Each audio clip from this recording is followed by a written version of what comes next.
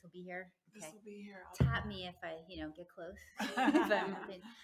Hi, everybody. I'm Allison. I'm an alcoholic. Hi, Allison. And I really appreciate being asked to do service for work, doing service for Alcoholics Anonymous. I really find it's an honor to do anything for this program that saved my life. Thank you. And, getting a chance to pass on or share my story helps me stay sober, and maybe somebody will get something out of it. I'm an alcoholic. I moved here in November from Utah. And I was in Utah for about 12 years. And then before that, I was in New Jersey, and I got sober. I came to my first meeting of Alcoholics Anonymous February 26th of 2001. I was sharing on the way to here tonight. I had just kind of finished celebrating my 28th birthday a couple of weeks prior, and it was the worst. It was like experiencing the worst hangovers that I ever had in my life, like throwing up the day after drinking, not being able to walk.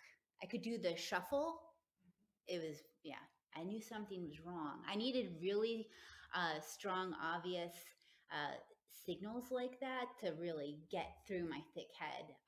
I had been drinking prior to that for, started when I was 21. That's really when I had unlimited access to booze, right? But prior to that, stay with me. I'm working my way backwards. I don't know why, but prior to turning 21, I can, think back about my life back then and what I was like. And I still have many of those characteristics today. I had this sense of entitlement from very early on. I thought, when I was 18 that I should be allowed to drink, because, I would say bullshit. Ooh. I would say things like, I can go, fight for my country, but I can't have a drink, I really, really, really wanted to drink alcohol, even before I had any idea what it was going to do to me, for me. So I remember having my first sip when I was like 12, and I snuck it.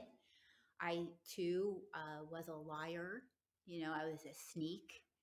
Still have those characteristics today. And the point I'm trying to make with that is that things have gotten a whole lot better, like night and day better. But I'm still who I was born as. I'm still Allison, and so I just have a lot of tools today to deal with it and things like that. So anyway, I snuck my first drink. It tasted disgusting. I mean, I was 12. I think I was drinking whiskey, and so I didn't get drunk because I didn't have access to more. And then after that, it was, somebody had a party. I remember being in high school and just being like, whoa, sitting at the table with like a whole bunch of people like you and being the only one wasted. I felt like I just got there and I was already drunk, and I hated that. Like, I felt like I just got drunk so fast, and I don't think it had anything to do with tolerance. It just had to do with, I was just like, going up to that keg more frequently than anybody else. And that is pretty much sums up the way that I drank until I was 28 years old. I was reading in the big book this morning, in the doctor's opinion, and the doctor's opinion just pretty much answered everything that was wrong with me when I got here. I couldn't believe it. I mean, I had a sponsor as I, was reading this, and I just called her up and I was like, oh my God, this book is talking about me. This explains blah, blah, blah time. And, they talk about the phenomena of craving, and it never happens in a normal person, or a non-alcoholic. And, once I have that first drink, I'm off to the races.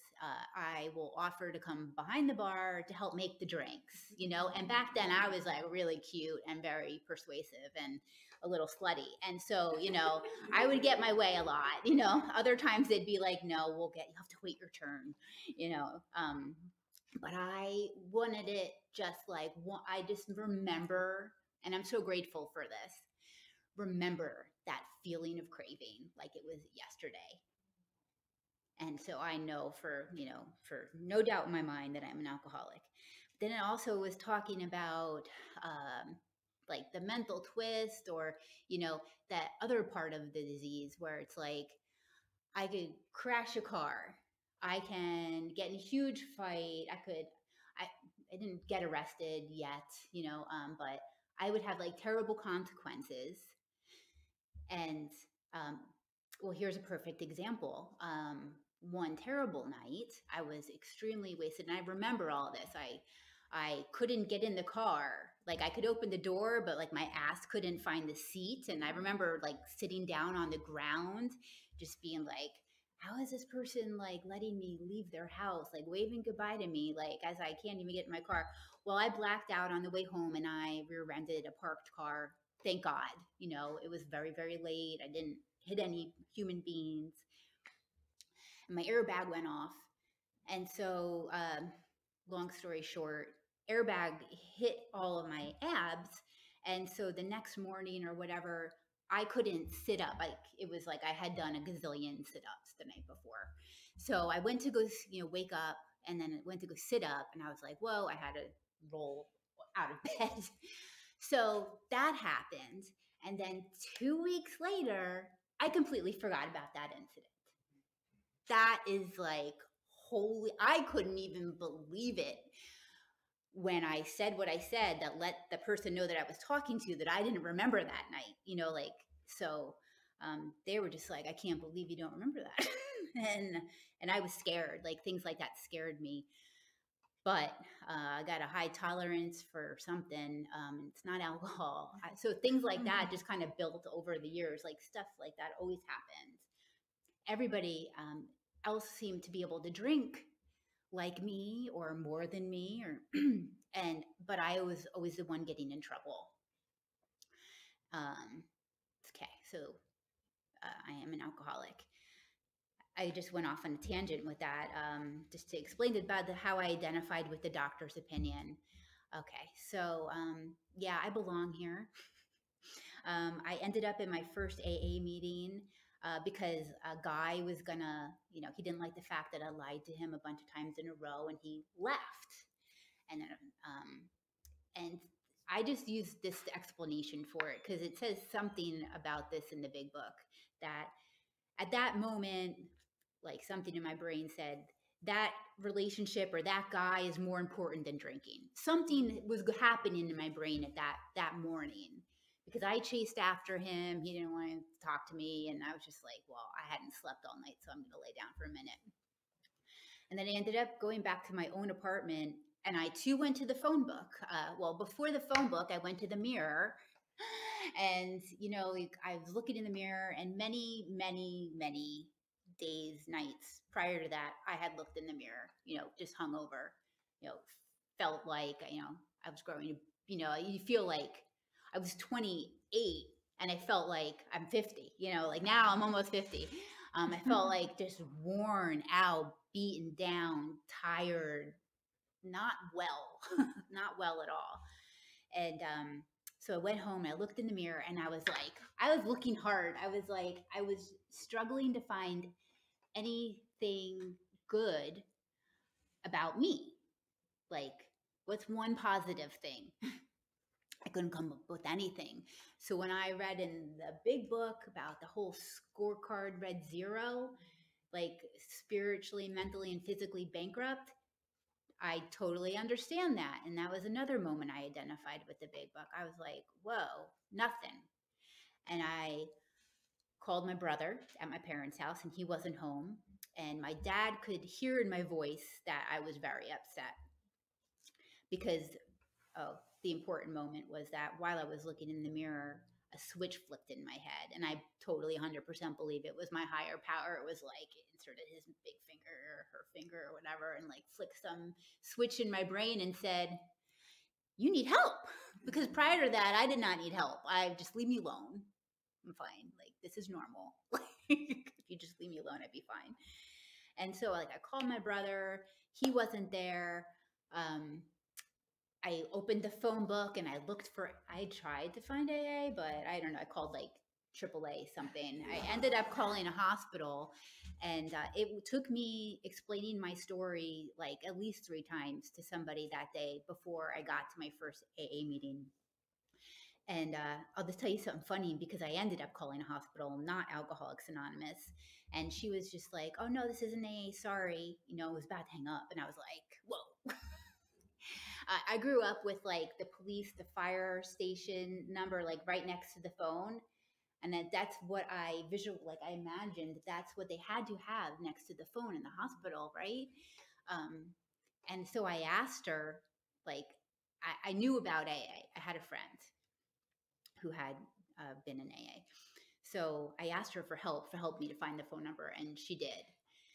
And I ended up in my first AA meeting. And that night, and I didn't say anything. I mean, I had barely slept. I was completely hungover. I don't even know if I showered, but I sat down, and I still remember some of the people at that meeting. And I hung out after the meeting was over. And the woman who led it, her name was Judy L. Can't remember what I did yesterday. And she said, "Do you know where you're going tomorrow for your meeting?" And I said, "No." And she gave me the meeting book, and she wrote her name and phone number on it. And she said, "There's one 2 blocks away tomorrow night."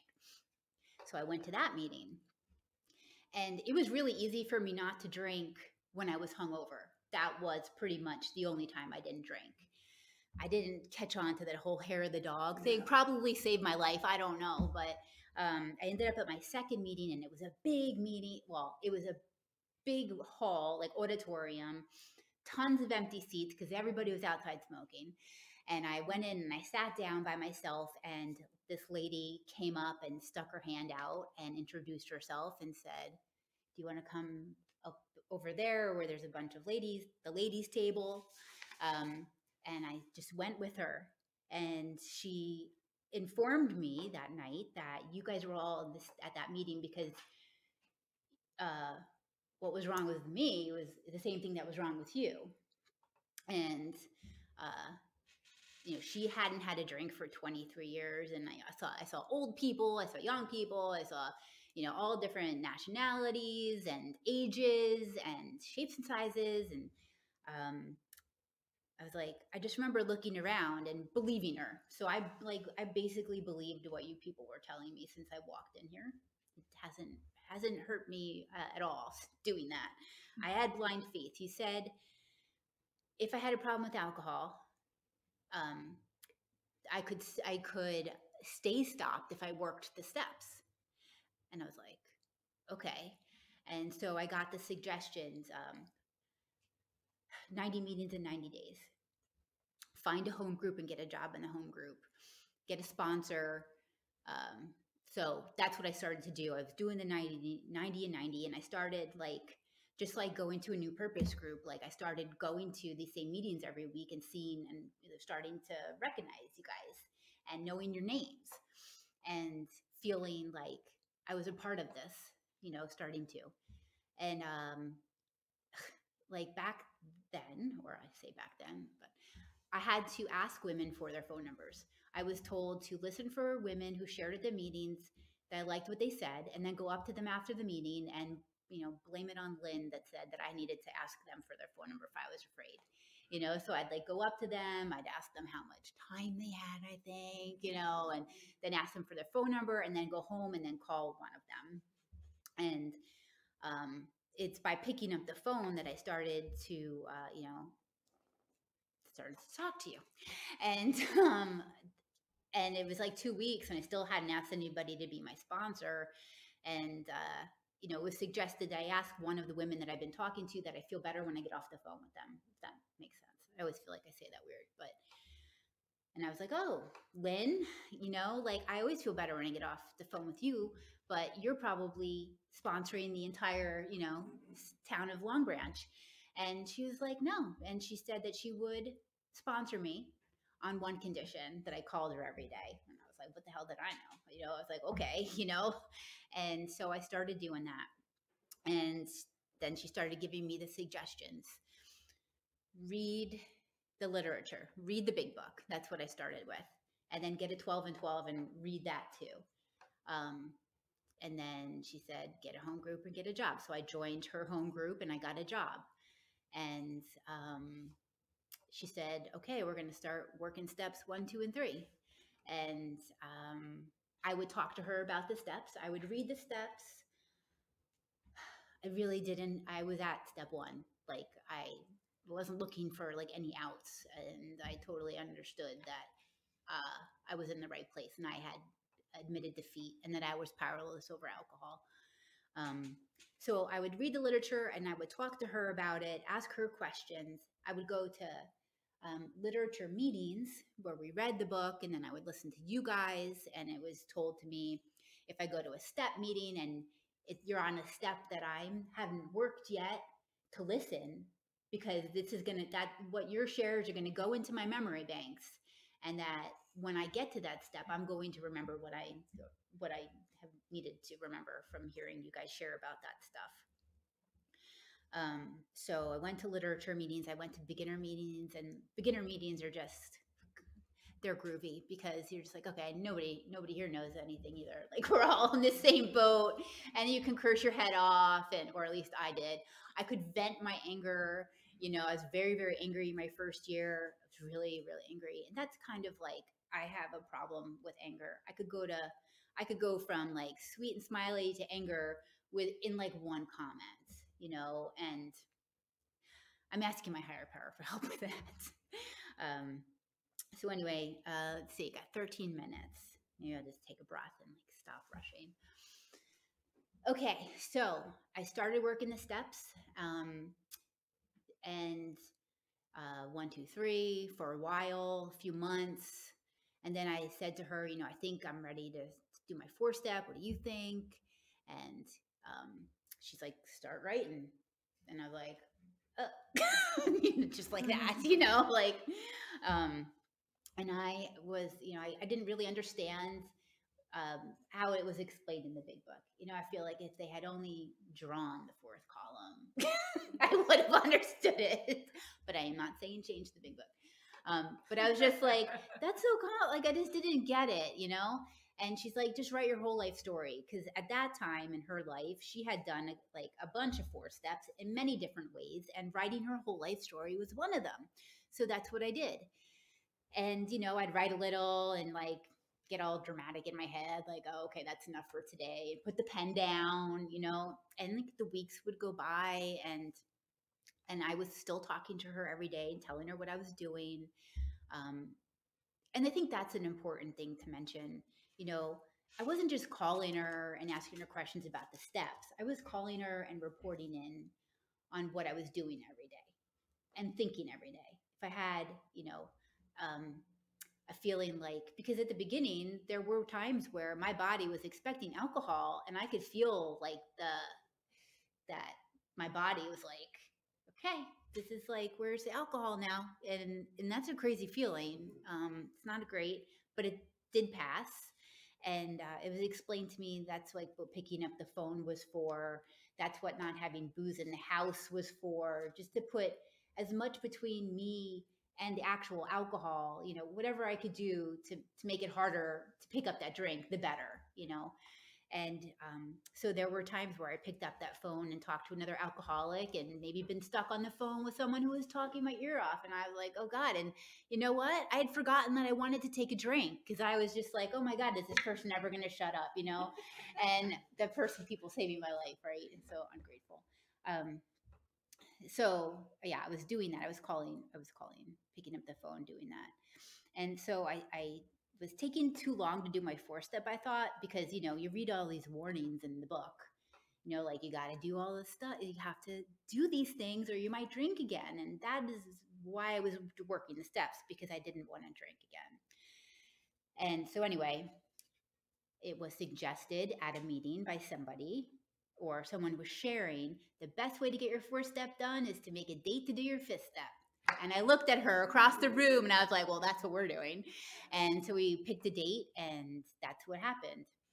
And I got through my 5th step, and I didn't have, this is the first round of steps for me. I didn't have like the, oh my God, I've let go of all my baggage. I have forgiven myself, and them. Like, I did the best that I could. Right. And I was as I did not hold anything back. I like to, I equate it with just like verbally puking on her because I was so afraid of picking up a drink. I had just verbally puked on her everything that I had thought, did, like just to make sure that I was being as honest as I could. So from there, I just proceeded with, got through the rest of the steps. You don't need to hear about every single one because there's a lot of recovery and I only have 9 minutes. So um, I got through my first round of steps and I feel like 12 is a bonus. I felt like 12 was I don't know, what do you call it? I got it for free, even though I paid a hell of a price to be here. I feel like working 1 through 12 is like, this is what you get. You get this spiritual awakening because of what you just did. And now carry the message. And I was like, okay. And so I proceeded to kind of do the same stuff that I had been doing my first year. I, got involved in service. I've always had a job in AA, always had a job at my home group because I was such a bullshitter when I was an active alcoholic. I was such a liar. And then being in denial for all that time, like, and the fact that I went from like, I don't need help, leave me alone, to I need help, like that, I was afraid that, like, well, that's crazy how that happens. Like, what if that happens the other way? So, having the trust in my higher power and that faith has taken a lot of time for me to realize that I don't need to be afraid of that. It's like, as long as I'm doing the stuff, um, it saved my ass. Like, I haven't had to pick up a drink. Um, so I've always had a job in my home group. I've always gone to meetings. I've always had a sponsor who I mean, if like I have a schedule with that sponsor where I talked to them on whatever basis. And then I always work the steps, and I have worked the steps pretty crappy over the years, like it got to the point where I feel like I had read the big book and seen those sentences so many times. I knew what they said. And I had done a lot of work to get sober, right? But I was forgetting that, I'm sober because my higher power is helping me be sober. I felt like I had arrived, that I knew something, like I know how to do this. I'm doing it.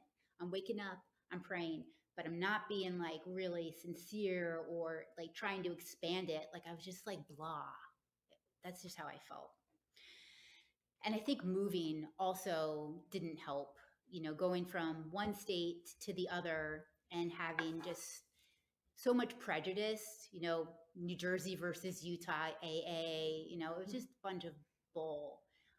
Like the disease is cunning, baffling, and powerful. And it was waiting for me, it was really just waiting for me to say, oh, it's something like I can stop doing this or I can stop doing that. And so when we moved to here in November, I'm happy to say that I had found my place in Utah, in Salt Lake City AA. I had a home group that I really loved, and I was involved. But like, still, I felt like it was like all this work is such a pain in the ass.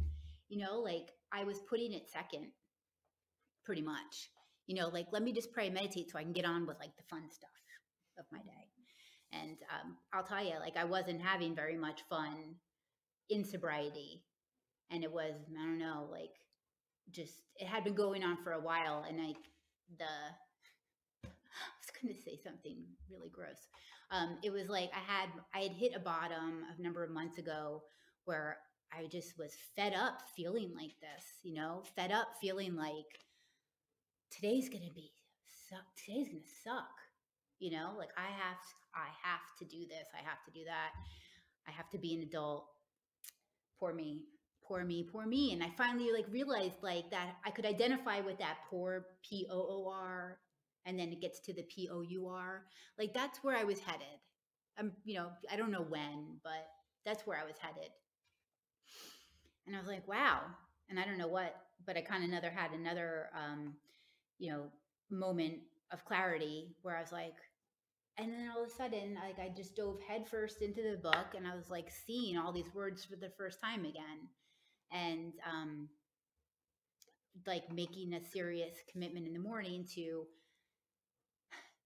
my prayer and my meditation and my working the steps are the number one thing in my life. That's what I need to make sure that I do thoroughly every morning before I start my day and go off and do whatever, things that I get to do because I'm sober.